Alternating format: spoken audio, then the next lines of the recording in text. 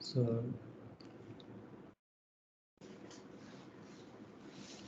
in the last class, we were discussing about Bayes theorem and its usage in different cases, right? Especially Bayes theorem modified version, when Bayes theorem is described with some probabilities for a K-class problem, right? How it will be defined and how it is used. That is what we were discussing. In case of probability theory or probability theory based approach for classification, posterior probability plays an important role. That is what we were discussing. So one of the posterior probability, when you relate it as when there is a single feature, you can define a posterior probability such a way that P of probability of Ci, that is for a given class having a label Ci, where the feature is given as X, right? Either discrete or continuous. Now let me take it as a continuous. When X is continuous, how you will be going to define Bayes theorem? It is with the prior probability, class condition probability to that of evidence, that is J is equal to 1 to K number of classes if available. P of say J.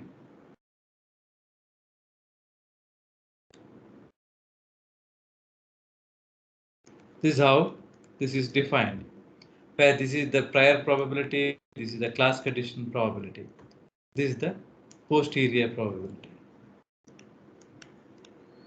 I was discussing a problem in the last class, how to use this Bayes theorem approach for classification. To understand that, we were talking about estimation of probability in a given problem, right? So in a given problem where some ESC university screening its applicants, where probability of two classes defined here as G and G bar are given. What is G, anyone?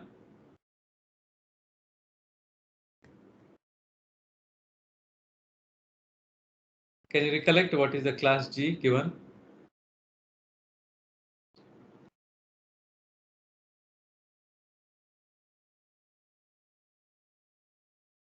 I was talking about a class which is normal.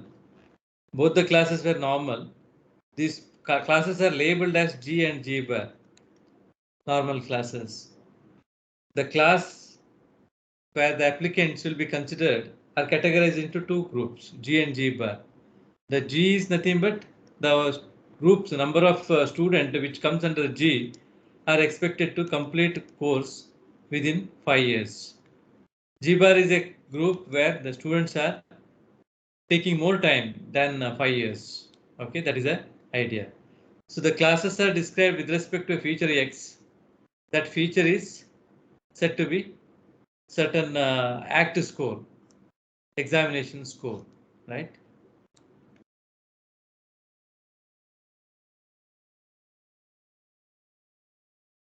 So we have seen that class G is normally distributed with a mean of 22 and standard deviation of 3. And it is given that the class G bar is also normally distributed with the mean of class G is with the 26 and the 2. Class G bar is with the 22 and 3. These are the values given. So these are the given details, right? We are talking about.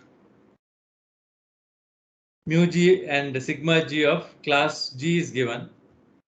Mu G bar or the corresponding mean and standard deviation of class G bar is also given. Prior probability is also given. In that case, how to calculate a given posterior probability we were discussing. Any clarification with the problem? Any doubts? In the given problem, I was saying that how to visualize the class. The class G could be visualized and class G bar could be visualized as a two normal curves. Even you can plot this. How to plot, I was telling that. Any queries in that? Any questions on that? This is the diagram where P of x given Ci, nothing but P of G bar given x or P of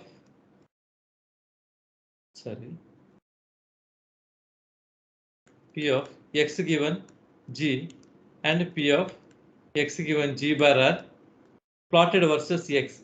X-axis is taken as variable x, right? So you have plotted for two curves. For class G bar is this, G is this. It shows that there is some tail region overlapping. However, you can classify using certain rule where we took some threshold, right? Using that it would be possible. But if you see the other side, the one more diagram which is weighted, that is a numerator of Bayes theorem, right? Weighted density, class condition probability is multiplied with the prior probability. When you multiply this prior probability, what happens? That is what's shown here. The peak may change, right? Rest will be similar.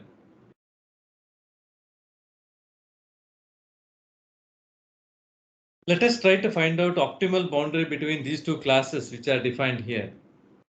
So there are two classes now in the given problem, or any two-class problem, there could be two classes. If you generalize two-class problem with the two classes such as A and B,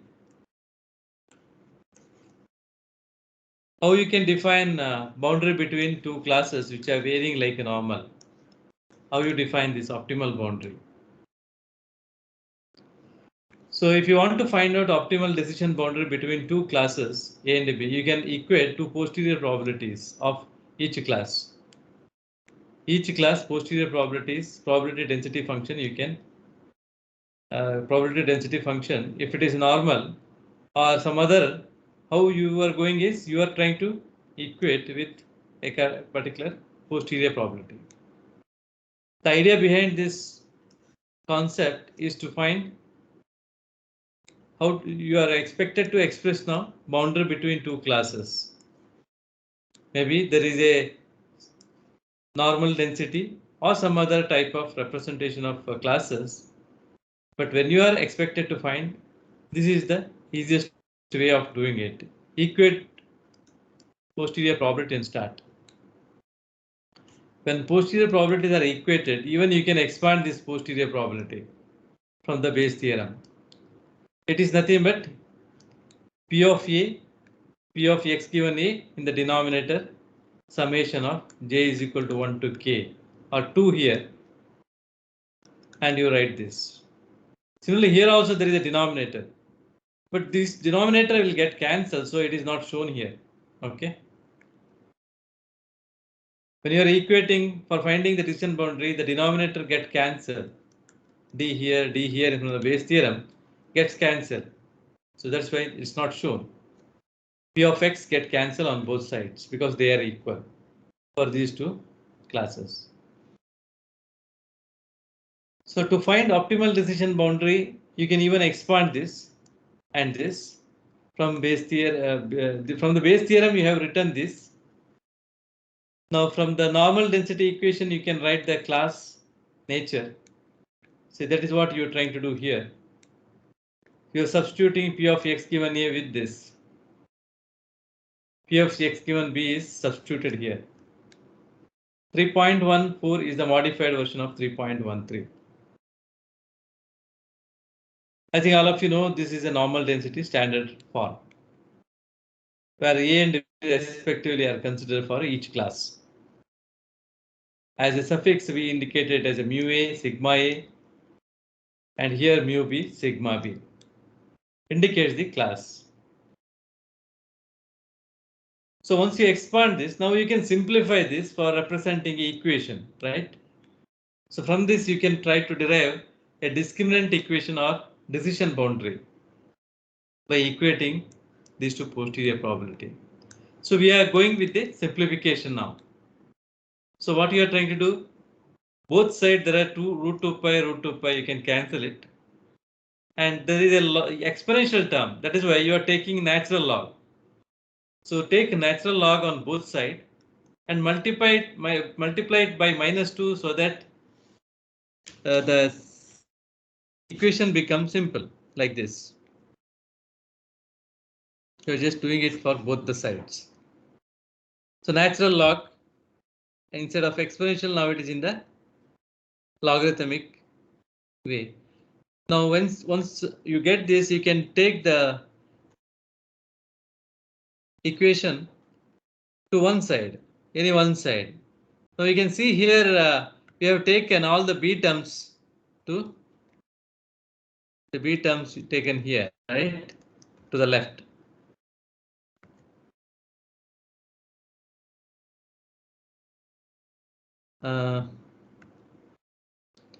You can see it is taken to left, and so that it will be a result having one side 0, other side all the values actually. So what you are trying to make is now that 0 you will be writing it as d. If it is 0, it indicates that it is an equation representing the boundary. Okay, whenever you substitute a value, if you get 0, okay, this is an equation for boundary now. How you got? It is got from this posterior probability by equating. To separate the posterior probability, you are trying to come out now optimal decision boundary. So how you are trying to get it? That is by simplifying. That is what I was discussing here. You are trying to express it as finally a constant d. Actually, when you move all the term to one side, it will be 0. Some people can keep it as 0, but here we keep d instead of 0 so that d equals to 0 on the decision boundary. When d takes value 0, we understand that for a substituted value of x, whenever you extract pattern, for a pattern a feature x is extracted, that x when you substitute here, right? This d value, if taking value 0, then you understand that x is taken such a way that that pattern is lying on the boundary. Okay, I mean that boundary means between two classes. If you have fixed your boundary here, optimal boundary, if you have chosen such a way that if x is such a way that then it is on the boundary, then the whole equation will turn into a value which is 0. So or if x is substituted from this point, you find here equation value 0. That means that x lies on the equation or boundary. On the other side, if you get some constant value, like if you move towards right or left side of a boundary, you get d as some value which can be positive if you move towards one side, or if you get sometime you may get negative if you move on the other side. In this given problem, d is positive, then we consider that that particular sample will lie in the region of B. So we can formulate a rule here. If d is 0, it is on the decision boundary. That is of not much interest. So if d is positive or greater than 0, right? Or you can just call it as d is positive or not. If d is positive, you can say that x belongs to B. If d is negative, you can say that x belongs to class A. You can formulate a rule using this and you can test a given random sample. A given random sample x could be tested using this rule. For example, in a given problem, if you are taken a pattern and it is giving you random value x is equal to 26. Visually, you can see that it is somewhere here, right?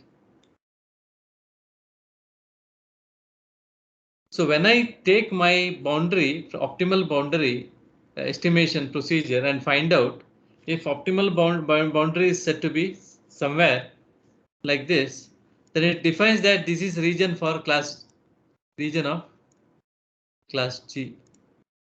This is region of class G bar. So that optimal boundary you need to estimate in a given problem. So it could be used, the particular equation could be used for finding the optimal boundary. You're getting my point. If you derive an equation for boundary, that can help you to understand class regions, as well as you can formulate a rule for classification, and that could be used for testing a given random sample. In this problem, we don't have testing parameter given. We just found a discriminant equation. This is a discriminant equation or discriminant function used for finding the or labeling a given random sample. This is an equation for boundary. So let us see in a given problem such as G and G bar, computing optimal one-dimensional decision boundary, how you can do it on the other side without equation. If you want to do without equation, you have to just go with simplification procedure. When you are talking about decision boundaries here, two classes, posterior probabilities you can equate and you can start. And you can simplify it further. From the base theorem, you can substitute. So that is what you did here. So I am not repeating that. From the base theorem, you expanded and substituted the normal density function if they are normal. If they are in some other form, you may have to substitute this differently. In this case, condition probability, assuming that it is normal, you have written this. This also considers normal, so you have written this. If one is normal, one is exponential, correspondingly you have to substitute here and you may have to expand. Okay. Now consider a given problem in the last class where G and G bar are the two classes. G is nothing but having number of students who are completing within 5 years are considered as group G, having a feature active score, right? Feature as active score. Now those class details are given once again here, mu G, sigma G, right? Mean and standard deviation of class G, mean and standard deviation of class G bar, and prior probabilities of both the classes. You can see the detail here, same problem. But the question here is compute optimal one-dimensional decision boundary for the given problem. You can proceed with whatever I said for general A and B class, equate and start. But however, here we have shown from the half of that after expanding and substituting the values, how it look like. You simplify this left and right side, moving to one side, you get a quadratic equation. In order to explain what is x, you can, I think you all of you know minus b plus or minus square root of b square minus 4ac by 2a, right? The standard formula available for finding the solution for quadratic equation. So using that you can find what is x. So that helps you to find the boundaries. So in this given problem, what we did is we found directly the boundaries rather than equation for boundary.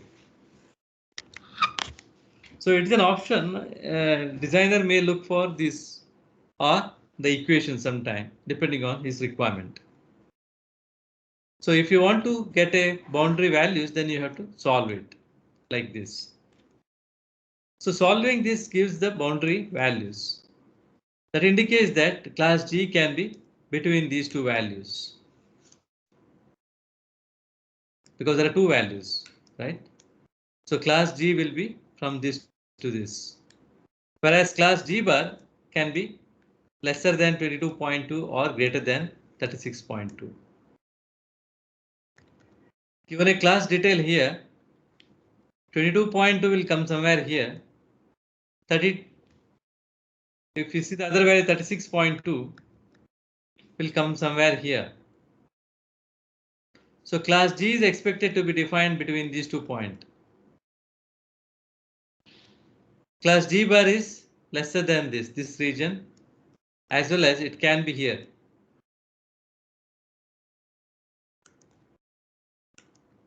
That is what defined by this simplification of X from the given values of classes. Looking into equations after simplification and getting a value for X, you can try to understand what is the boundary values. Thereby you can find the region for that class. Computing optimal one-dimensional decision boundaries. How you can do with the quadratic equation. That is what discussed here for a given 2-class problem.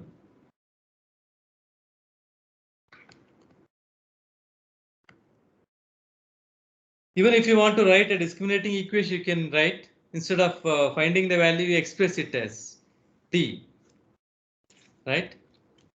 What you do is you equate to posterior probability for the given class like this, substitute from Bayes theorem, expand this condition probability from the from the normal density relation, and simplify using logarithmic equation. Take all terms to one side. Yes, you can define discriminant function for given class G and G bar. It is for A and B we found earlier. Similarly, you can find G bar. This is nothing but in the case if you define G and G bar instead of A, B, it is for the given student applicant problem. An equation for student application form problem where the optimal boundary equation could be designed, or discriminating equation, discriminant equation or discriminant function. You can even derive it in terms of G bar, which I have not done here. If you want, you can do it. Okay, and even you can substitute the variable and you can just check whether D is positive or negative. See, having D positive or negative is significantly indicates that whether the testing point is towards class G side or G bar side. Thereby you can decide whether the given random sample is one of the class or not.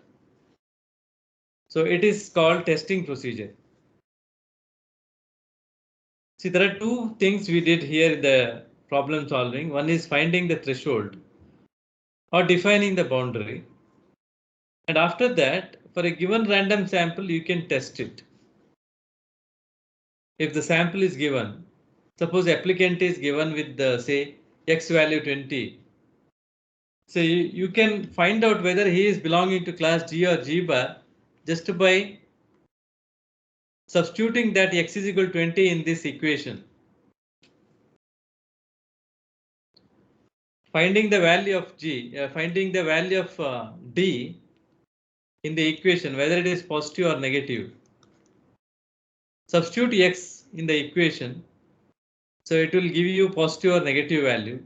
Based on that, defining a equation for boundary, equation for classification, you may be able to talk about it is towards G or G bar. Say applicant is towards G bar, or applicant in other case when X is equal to 23, you can say that it is towards, since it is D is negative, you consider here it is belonging to G bar. Sorry, G, it belongs to G, right? So you can formulate a rule here looking into the positive and negative nature of the values, what you get from the discriminating function. Discriminant function here. If D is positive, you can say that the given X belongs to class G bar. If D is negative, you can say that X belongs to G. Now, if a random sample is given, X is equal to 25, then you no need to do many other tasks. Only thing you just substitute here and find out in the equation, discriminating equation, whether it is positive or negative. This equation you can use it, whether D is positive or negative. If D is negative, I have found a value here. You can cross check later substituting. When x is equal to 25, in the discriminating function, the discriminant function value is minus 3.58. So it is negative. So I can say that it belongs to class G. This you can cross check later. Okay. Any question on this?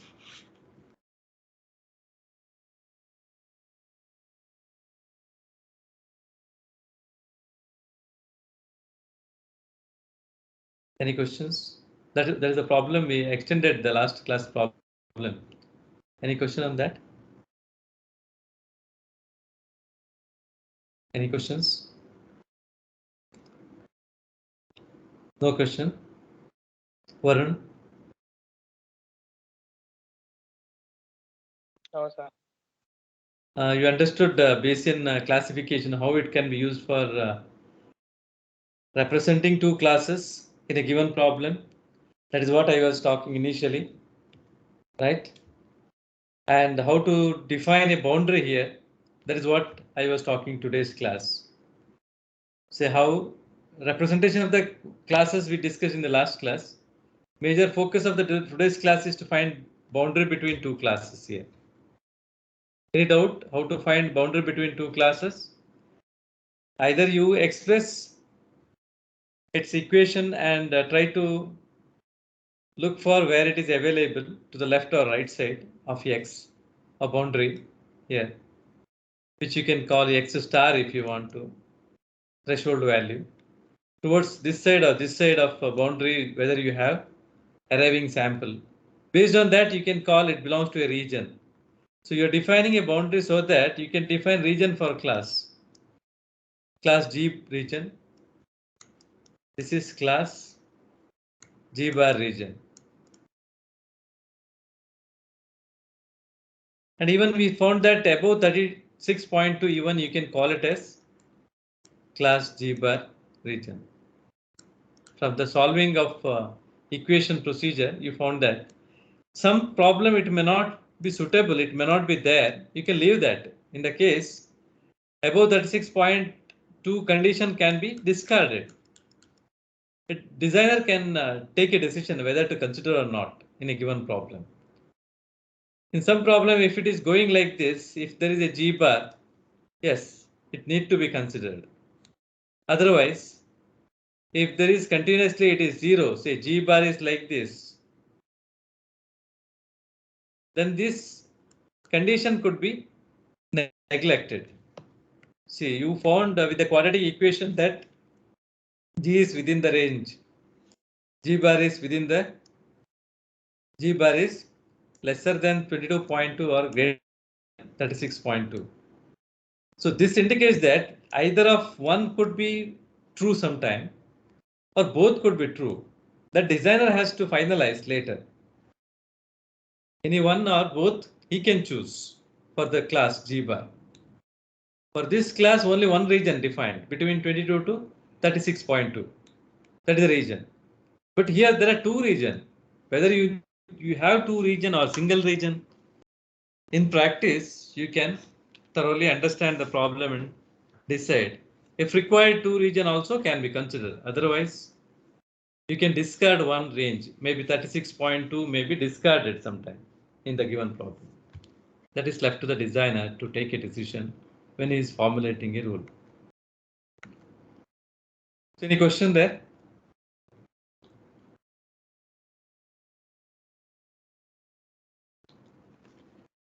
Now take this as a problem and try to work out later. Some solution is given here. I'll just quickly go through this. Always you don't need to be given two normal density or two same type of densities. Just to say that one problem is given here. Class A is having a feature X normally distributed with some mean and standard deviation. Class B is uniform distribution, where the uniform distribution is found between 2 to 4. The prior probability of the classes are defined. So the densities are different now. So what is the probability of the sample X is equal to 3 belongs to A? That means you have to calculate probability of A given X is equal to 3. This value you have to find out. Or you need to find out that given x is equal to 3, whether it belongs to class A or not. Really, it belongs to. You are going to predict whether this sample is belonging to this or not, right? With this posterior probability. So standard formula you can use based on the Bayes theorem for multi-class K-class problem. Formula you can use it. So the density function is normal in one case. Use this formula for that. Whereas for the second B class, it is uniform. So uniform relation could be used. P of x given B is equal to 1 over A minus B is used here. And you substitute later respectively in the equation and you can get the posterior value. The posterior value is now in this case 0.01 for a given sample x is equal to 3. That means that the likeliness of belonging to class A of that x is equal to 3 sample is very less, 0.101. If you plot it, it will look like this. One uniform density, one normal density, right? You can try this. You can go through this, okay? For drawing this normal density, you may have to at least find 3 points. One here, one at standard deviation places, one at the peak mean value, right? And 2 more points you find out and just draw it at least. That's enough. Nature of that you can draw it. For uniform, ranges are given from 2 to 4. So 2 is known, 4 is known. And from the relation you found out what is probability of x given B, which is at certain uniform density step region, right? It is said to be 0.5 if you calculate. So that is what found and you just plotted the height of that uniform density. Any clarification here? I was telling about this in the earlier class, how to find out. Any clarification? Similar method you need to incorporate here.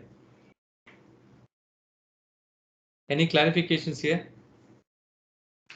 Any doubt? Is it fast or is it slow?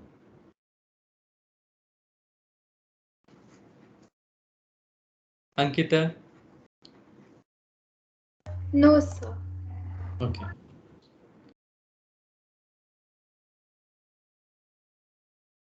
Anusha? So no doubts. Okay.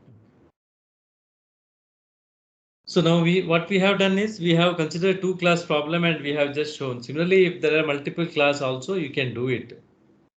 But till now, what we considered Bayes theorem is with the multi-class problem, but single feature. X as a single feature we considered.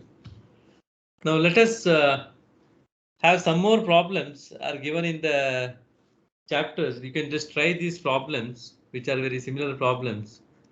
I just given here problem number from the text you can try. Okay, the text scanned version is uploaded in the file, team file. You can just try these problems.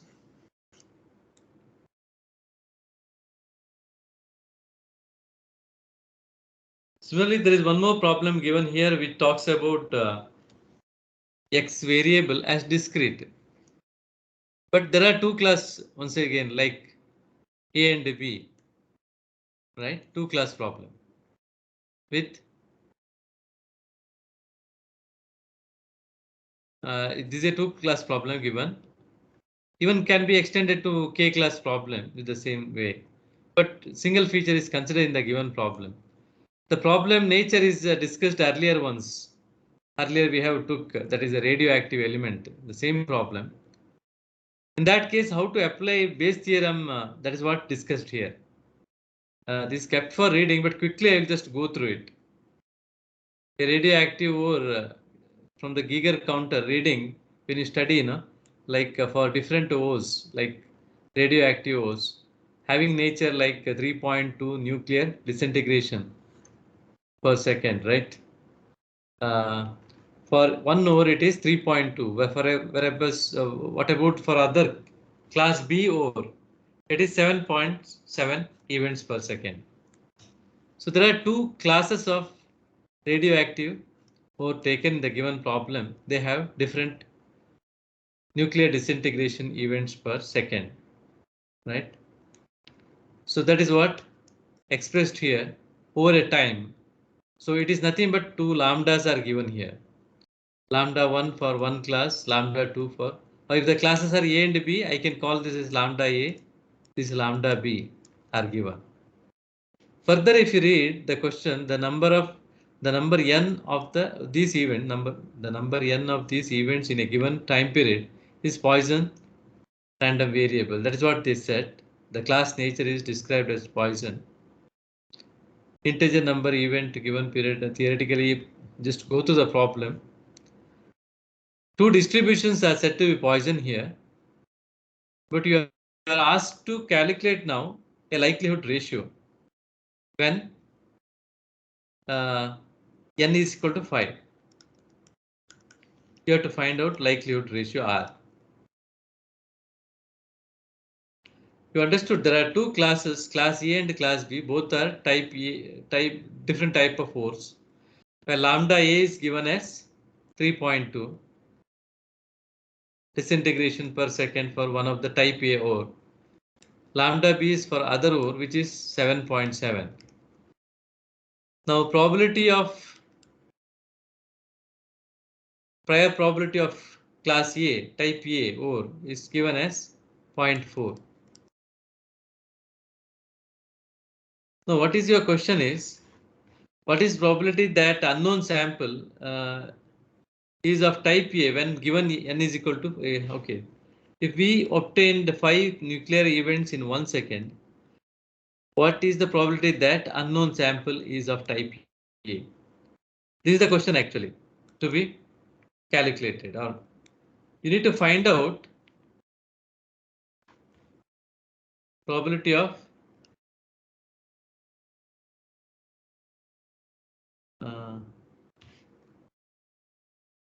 you have to find out posterior probability for class A when n is equal to 5. This is what final question. There is a ore given for testing. Its nuclear events in 1 second is 5.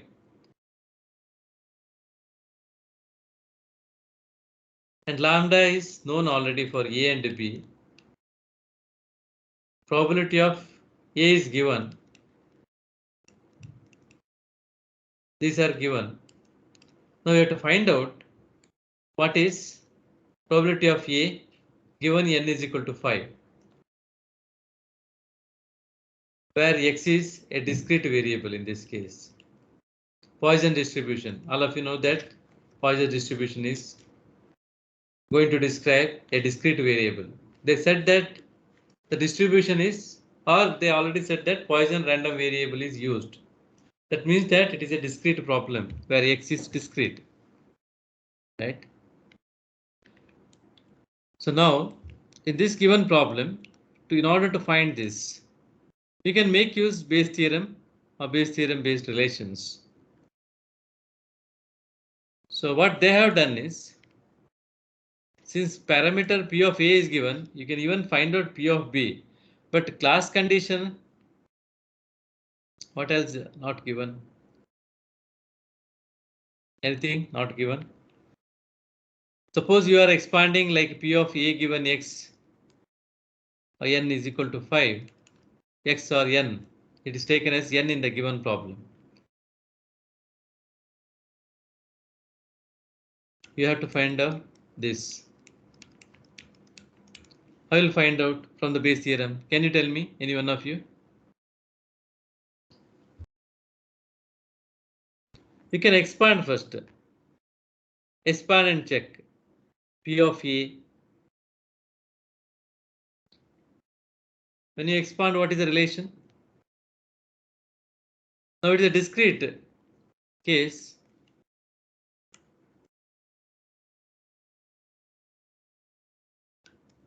So when you expand, numerator will have P of A. Now I am using capital P because it is a discrete distribution is used, probability distribution function for a discrete. So they take notation here capital. So I take n is equal to 5. For that, I am trying to describe the class distribution.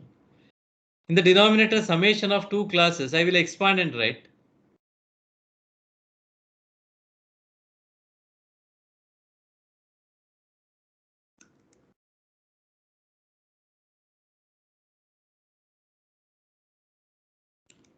Any clarification regarding the expansion here?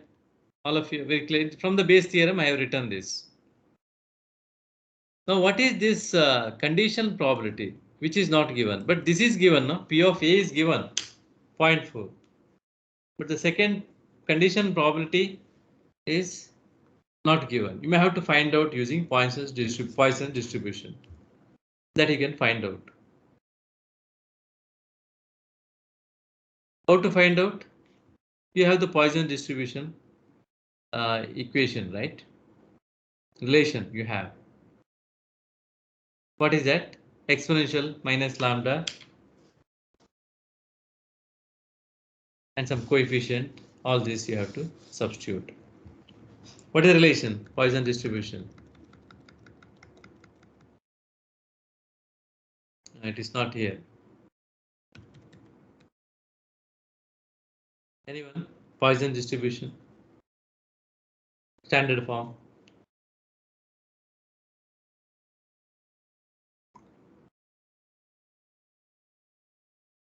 Okay, substitute from the Poisson distribution standard form, where lambda is given for each class. Lambda A is 3.2, lambda B is 7.7. N is taken as 5 here. This is what the expanded form for class A. Class B, right? See, base theorem can be directly expanded. From the base theorem, you can directly expand and you can calculate this. That is fine. Directly you find out this value, substitute here and do it. Or the second option is finding R. They have calculated R and then they found out A given N from the R using this relation. Now can you calculate from this relation? Any one of you? All of you have the calculator, right? Take your calculator out. Tell me what is this value? P of N is equal to 5 given A. Calculate. I don't have the value. You have to tell me. So what is the value for this exponential minus 3.2 into 3.2 to the power 5 denominator 5 factorial? What is this value I'm asking now?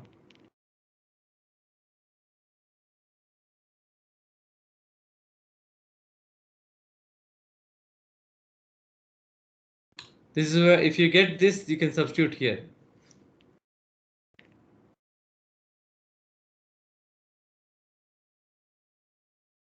This is 0.4. This is 0.4. All of you have. This you calculate and tell me. Yes. Sir, it's 0.114. Okay, 0.114. 114, right? Yes. 0.114.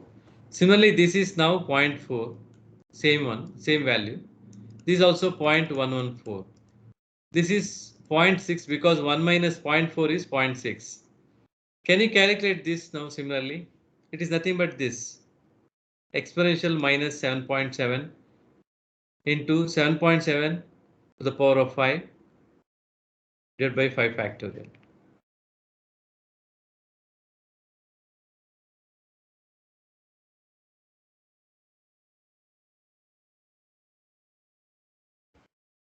Sir, it's 0.102. 0.102. 102. This you substitute here. And calculate the value of P of A given N at N is equal to 5. Now you are expected to get this.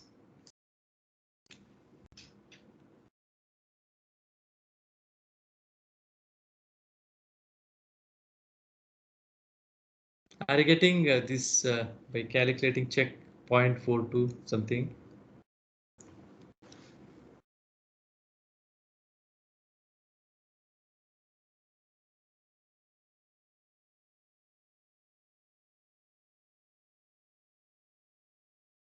Yes, sir. It's 0.427. Yeah, that is the posterior value. Directly from the Bayes theorem, you can calculate. But in the given problem, how they solved is in a different style. They calculated R first, likelihood ratio. Then using R, they estimated posterior value. Okay, either of way you can do it. You calculate R first. Expanding from the Bayes theorem to posterior probability ratio, you have calculated the R. Then using R, a relation we have defined earlier, posterior probability is nothing but R divided by 1 plus R.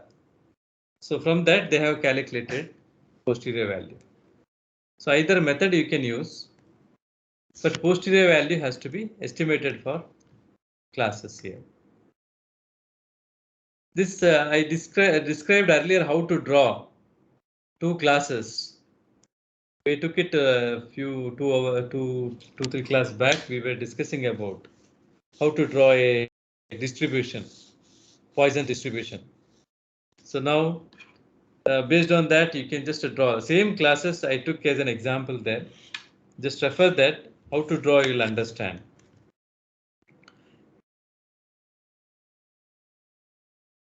Suppose there is a testing sample, then you may have to make use certain Bayesian theorem for testing the given sample. So for that you may need some kind of posterior probability estimation or likelihood ratio estimation.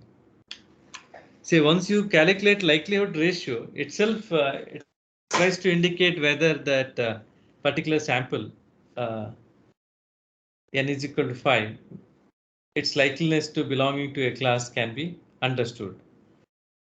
If you see this posterior probability, what is the likeliness that n is equal to 5 belong to class of type A? That is 0.427. The posterior probability is estimated here as 0.427. Indicates what? Anyone? It tries to talk about the likeliness of that sample which is having some disintegration, right? Belonging to A. That probability is defined here, posterior probability. It is 0.427. So what is the chance that, or what is the likeliness that it belongs to class A? What this indicates? It is less than 0.5, right? See, you can consider likeliness of that based on this rule. If posterior probability, A given X we were talking, in this case N, instead of X you have N. Given 5, especially a problem where the sample need to be checked, right? But in generally when you are writing rule, I can just write P of A given N. If it is greater than 0.5, say, then N belongs to class A. Else, N belongs to class B. Say two class problem. That is why easily I can say when the posterior probability value such a way that estimated value above 0.5, the likeliness is indicating that the chance that N belongs to class A. Now in this case, the probability is 0.427 is less than 0.5. This is very less likely that the given sample belongs to class A, right? Less likely to belong to A because it is lesser than 0.5.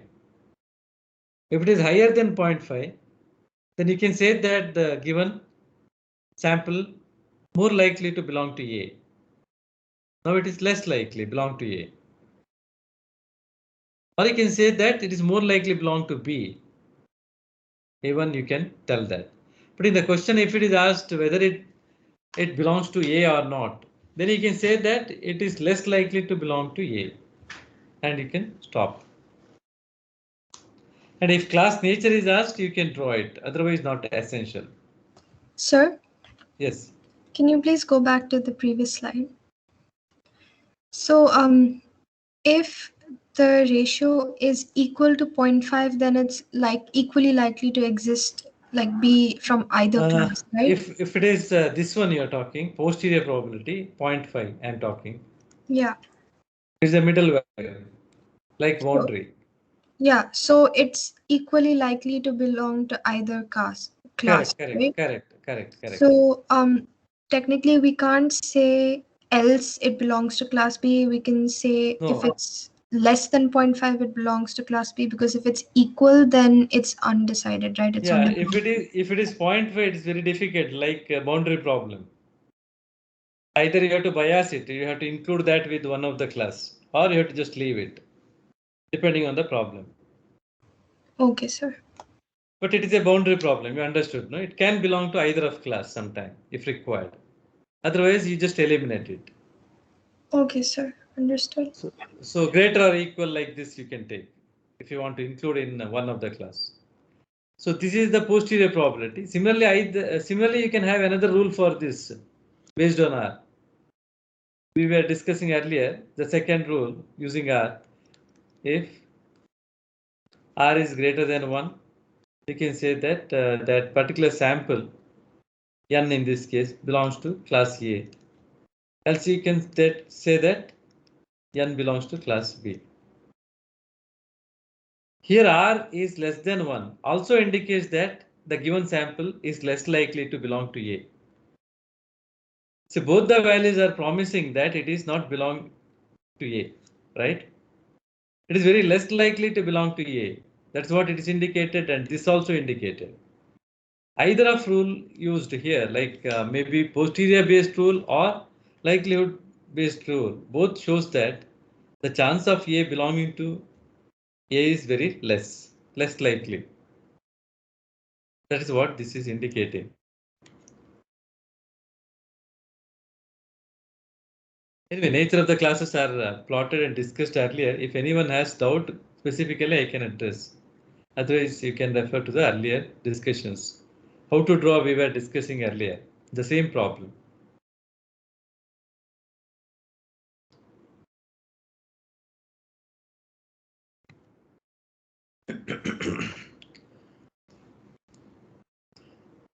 Yeah, suppose you want to find out optimal decision boundary here in this case. So optimal decision boundary is the best decision boundary without biasing. Like which one you can choose? If you tabulate probability of A given N, these are the probability of A given N values for N is equal to 0 if you calculate these are value. N is equal to 1, 2, 3, so on. In the formula, if you substitute and if you calculate, this is the probability of A given N values. This is the probability of B given values when N varies from 0 to 10. Or this is the likelihood ratio values when N varies from 1 to 10. So from this, are you able to find the region, two regions? Suppose you want to find out two regions for region A and region B, or region for class A. So they have just mentioned with respect to N. If N is lesser or equal to 4, A is the most likely class. So you can see here, probability of A given N, when you increase N, what happens? Here 0.6, then it goes to 0.4. So boundary should be here. Optimal boundary can be chosen here. If you are deciding that with the probability of B given N, see above point N greater or equal to 5, sample 5, right? B is the most likely class. From this table also you can decide. Or looking into R value also you can decide if you want to. This is the boundary. R1, R is equal to 1 is the boundary, which comes in between here. So this is region A class, this is region B class. sorry, n less, r less, this is region A class, right? This is region B class. This is how you can show the region by looking into the values or which is the optimal value. Optimal value is the best value, best decision region, which introduces minimum error. Could be in between these two values or these two values, right? Between these two, you'll get 0.5. So you took between these is the optimal 4 and 5, right? Or here, one is the interest, R1 is the boundary, which comes between these two. So this decides the factor which decides R is equal to 1 or R is posterior probability 0.5 decides region of samples here. Now 0 to 4, n is equal to 0 to 4 belongs to class A. Or n is equal to 5 to 10 may be expected to belong to the other region, other class. So this could be understood from this table. That is what they are trying to talk here. Any questions? It's nothing but optimal boundary, even you can find out in discrete case or continuous case. In case of continuous also, you're looking for lesser error. I was talking about here. Solution, right? What is this solution trying to find out? It is trying to find out between two normal density classes, G and G bar, which is the optimal boundary, right? So it is trying to find out some values within which the class is defined as G or, sorry, this is G bar, this is G, yeah.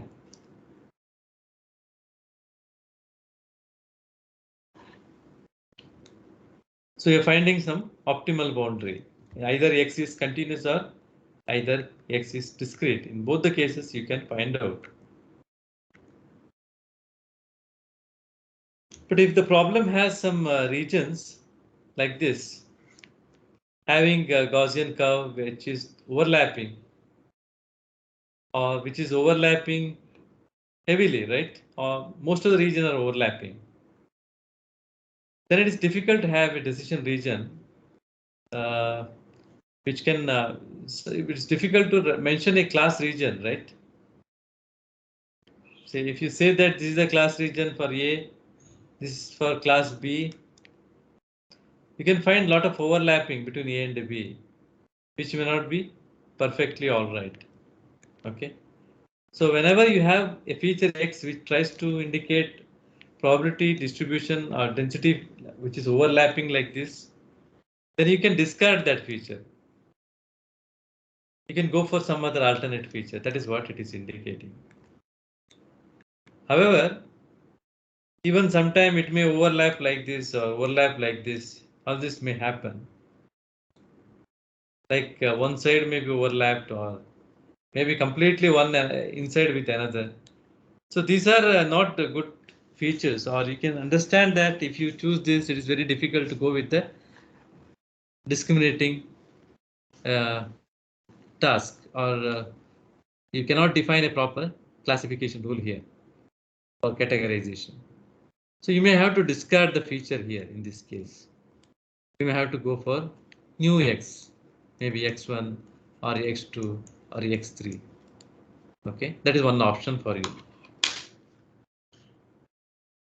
Or the second option to look for some more feature and look for the pattern in the 2-dimensional space or 3-dimensional space, so on. Now in that direction, now let us discuss what is the other form of Bayes theorem when the features are many, like when the features are multiple, more than 2, right? Till now we discussed Bayes theorem for multi-class problem, but to single feature. Now I am trying to indicate it as a vector having multiple feature x1, x2, etc., xt. I represented the small x. This you consider as a small x as a single variable, and this is the vector notation of having a D set of variables. A group of D variables are taken as a vector here. So once you define a kind of problem, their joint conditional density function will come into picture when you are describing the problem. Bayes' theorem for a D vector, D-dimensional vector, or a particular problem with multi-feature, right? Multiple feature you are trying to define now. Let us consider here in this given problem capital X as the feature vector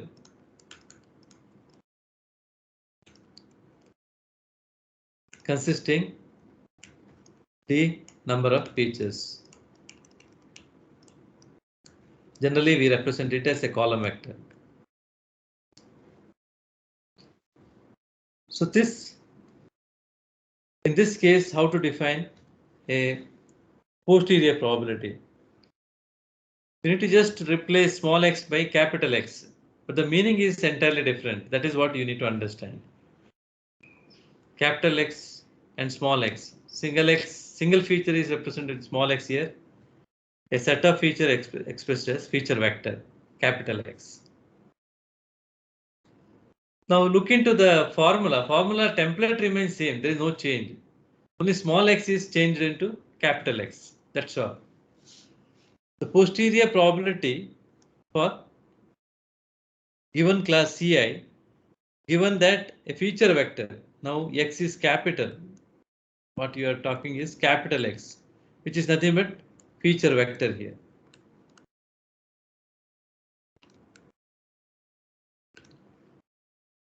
The template remains same. This is the posterior probability. There is no change. This is the prior probability. This is the class condition probability.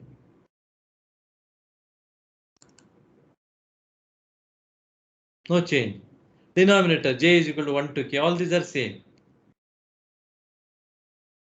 But remember that when you are writing for a problem where x is multi-feature, but all these features are discrete or maybe sometimes continuous, right? If you consider discrete case, let us take it as case 1, where you show this as capital P. Probability distribution is discussed here. That is what author has shown that indication clearly. Case 1 with x as discrete variable, but classes C1 to Ck, features consisting x1 to xt. So this is the formula. Template remains same, there is no change. Okay, only thing small x is changed into capital X, that's all. When you are having x as continuous, once again the relation remains same. Remember that small x is replaced by capital X. And since x is continuous, we represented P also small letter to indicate that this is a class conditional density. Conditional density probability. So this is conditional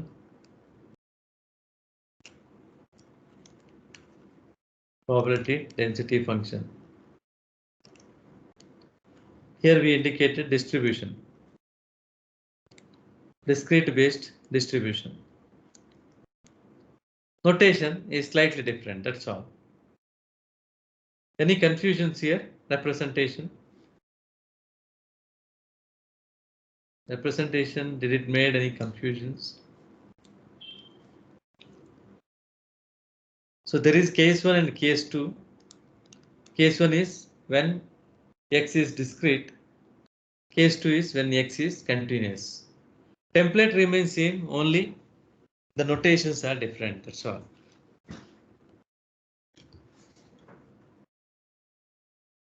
Any clarification here? Now we are talking about multiple feature, problems with multiple feature, where if you have k number of classes like C1 to Ck, I is the one of the class, maybe C2 or C3 of this group of k number of classes. In that one of the random sample is taken as Ci. For that class, you're defining the posterior probability. Probability P of C of probability of Ci given X is the posterior probability for one of the class among the k number of classes available. You are defining this. So it is trying to estimate in a k class problem what is the posterior probability.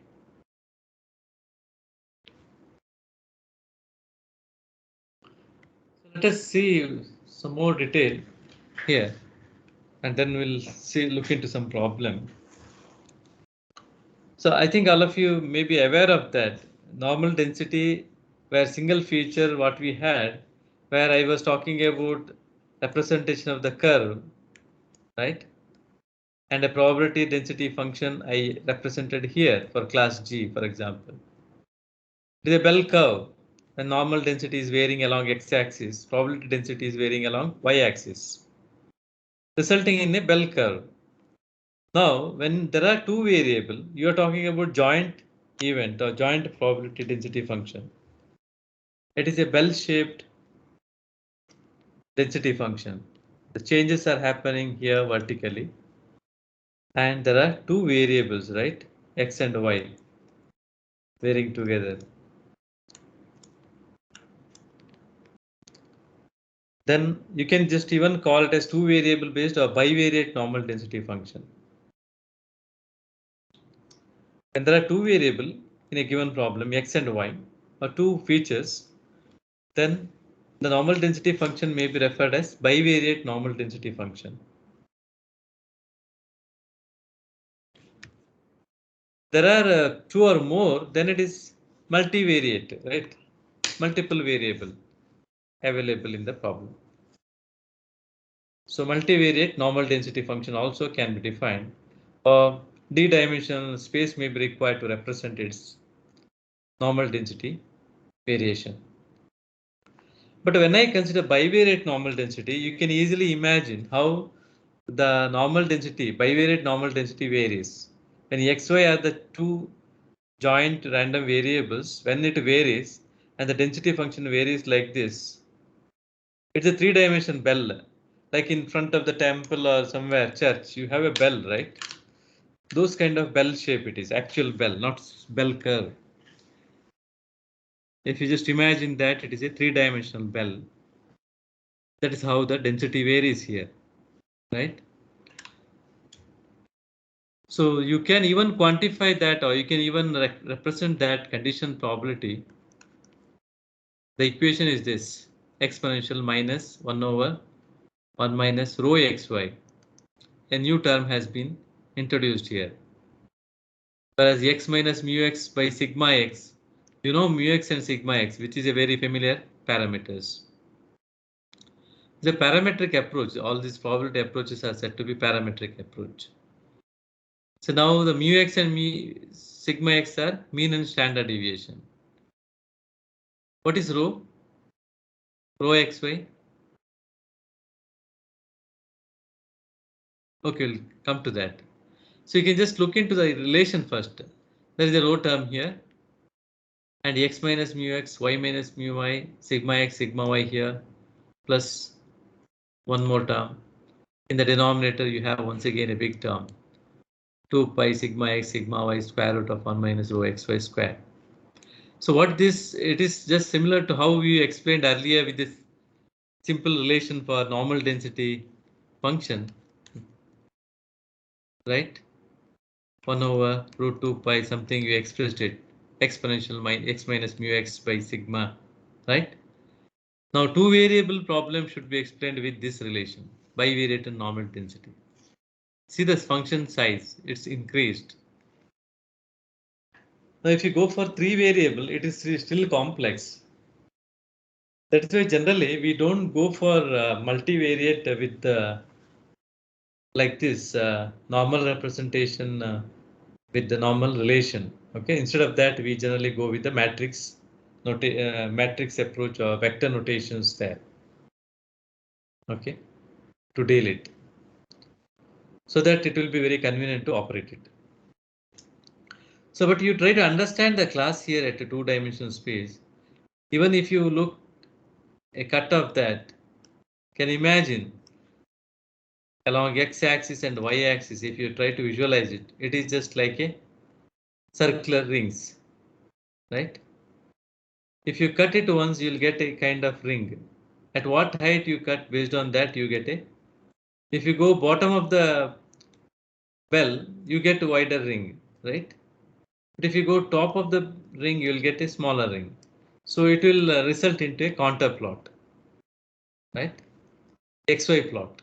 XY plot in case of two variable based approach can look like this.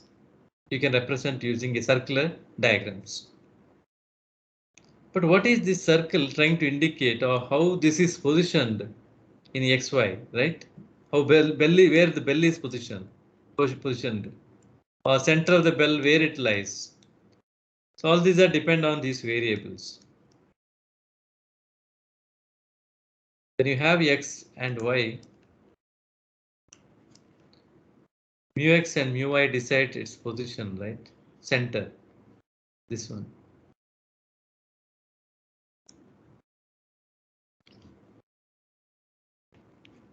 Sigma X, sigma Y decides its spreading.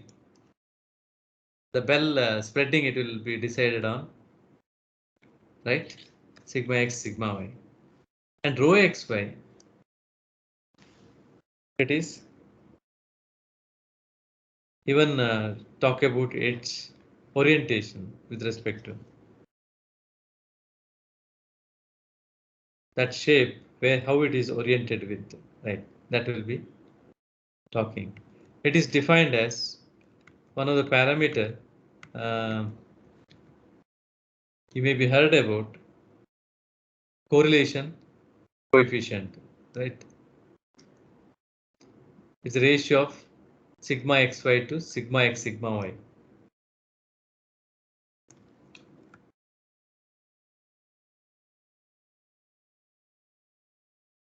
But this formula is difficult to use it, but however, you till two variable we study that. Later on we don't. Okay. Let us just make use of this in a given problem.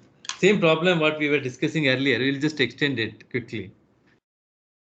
You remember applicant problem I was talking, classification of applications using active score was discussed in the earlier problem. Now in the given problem 3.7, along with the active score, they have considered one more feature called class rank, earlier class rank. So now there are two features in the given problem. One is say X, one is Y. Active score is the first feature, class rank is the second feature. With these two features, how you can go ahead with the classification. That is what they are talking. So given to bivariate normal density function, where one of the class having parameters, say class G. This is same, prior probability is same. Mu x is same as last time what we took. Sigma x also same. But in addition to that, they have taken a variable called y. So mu y is given, sigma y is given. This is addition to last problem for class G. And this is a coefficient they are given. Okay. And for class G bar, this is given in the last problem. This is also given for x. For y, they have given here what is the variables. Sigma y, mu y is given. Rho xy is given. So with this detail, they are asking you to check given applicant with the active score 22 and 70. Now active score is 22, y as 70. If a student is coming with these two variables, a test sample or test applicant, an applicant with the active score of 22 and a class rank of 70. What is the chance that he belongs to a class G or G bar? How to find out? That is what they are discussing here. Okay. The same problem with extended one more feature. So multi-class, multiple feature. Here multiple feature we have considered only as two feature problem in this case. Even it can be extended to 3 and so on, D feature. So when it is told that there are two features, even you can make use this density function.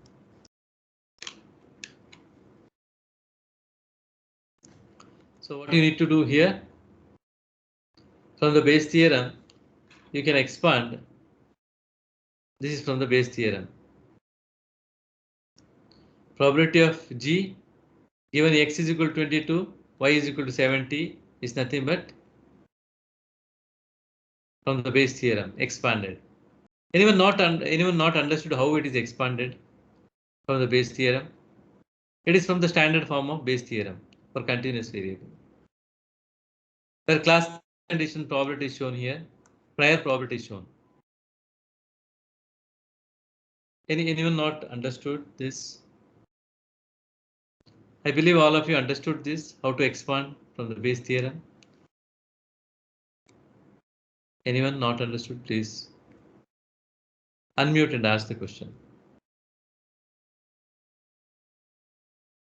If you have understood, this is what the standard template now need to, from that you need to find out this, right? But if you want to find out this, you need all this detail. This is given. Whether this is given, no, this you have to find out. Probability of x is equal to 22, y is equal to 70, given G is not known. This you can find out using bivariate normal density function, where you can make use all sigma x, sigma y parameter. All this known. Directly you can substitute and you can get it.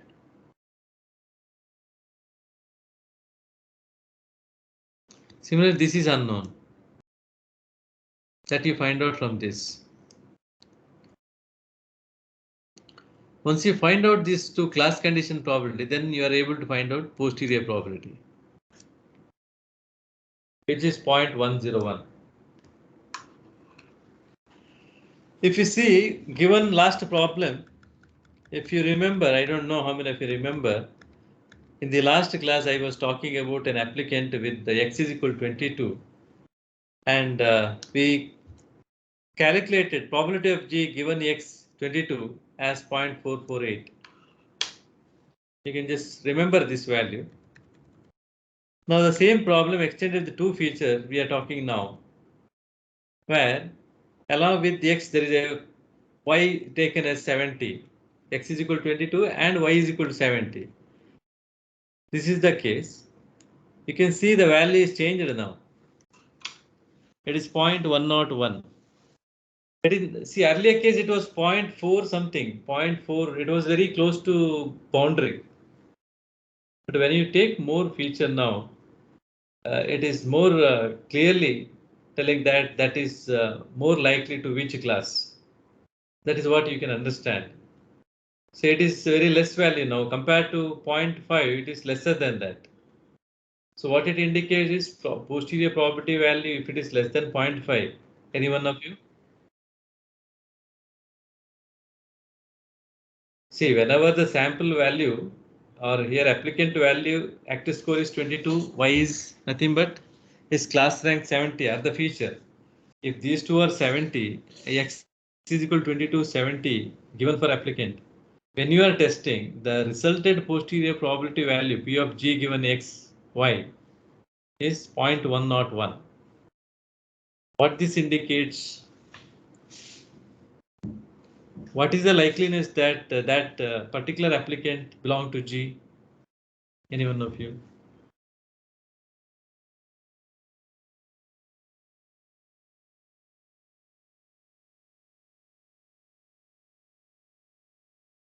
What is the likeliness?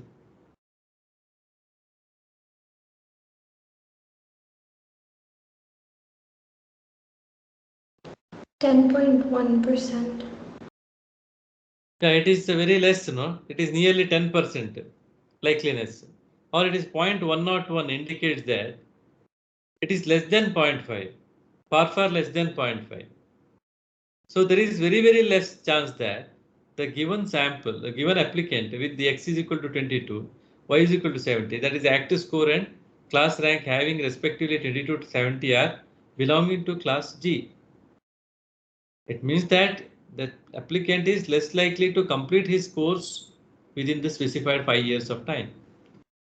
That is what the screening tool visualizes with this course. Okay. So it moves the application towards rejection bin more than more towards rejection bin rather than selection, right? Because it's more clearly says that in both the cases his performance is poor. Even in the entrance test he has not performed. Even in his earlier exam also he has not performed good. Class rank also very bad. Maybe based on the number what is it is taking is it is very less likely to complete. That candidate application may not be acceptable. That is what the decision taken by the tool. Less likely completion. The candidate is less likely capable of completing his course with 5 years. That is what it indicates. So that is why it is less likely belong to G. That's what you can see here, right? So any confusion here, it's a very simple problem. Only thing you need to just know the relation. Anyone of you have any confusions or any clarifications, you can ask.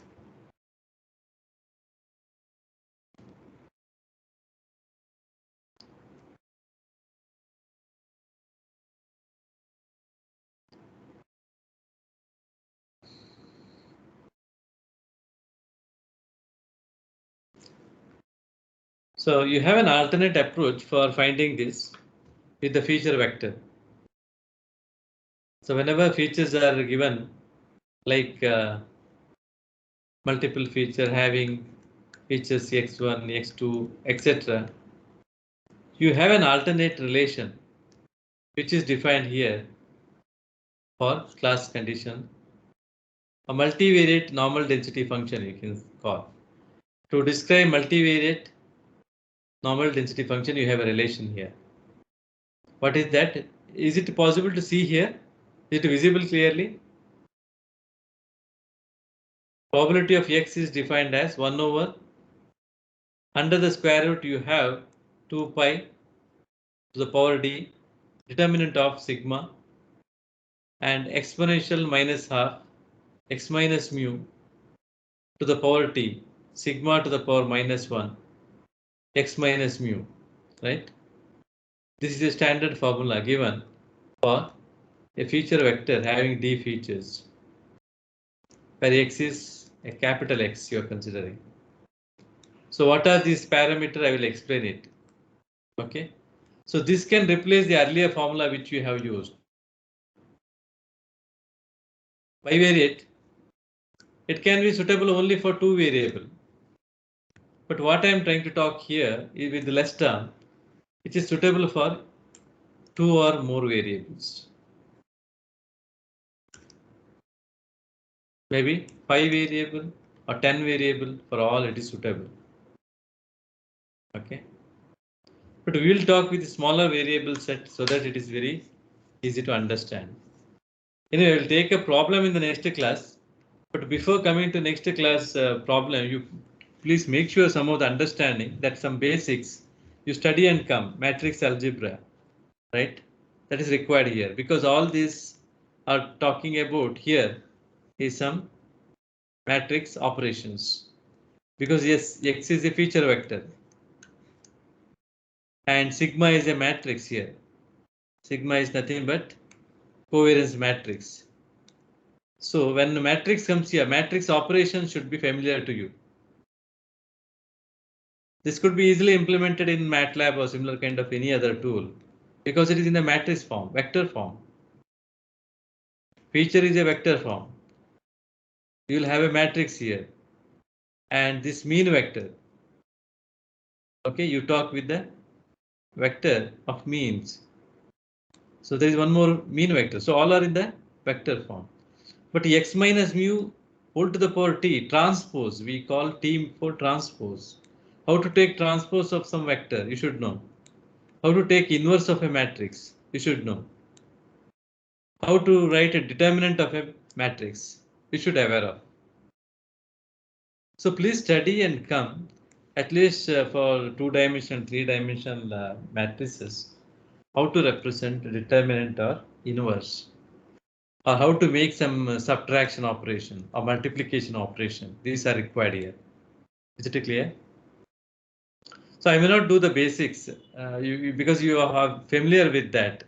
I just show you some example here, but the basics are need to be studied. And anyway, I have even given some required basic at the end of this slide, and I will try to upload this. You can just study and come. Sir? Yeah.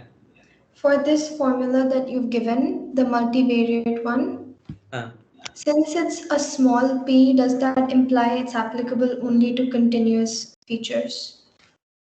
Yeah, it is a good question. Not essentially actually, but here we have, yeah, it is mentioned for it is a density function we are talking here. Yeah. Similarly, it could be possible, but this what we are talking here is for density function, normal density function. Yeah, continuous variable we are talking. Okay, sir. Thank you. Yeah.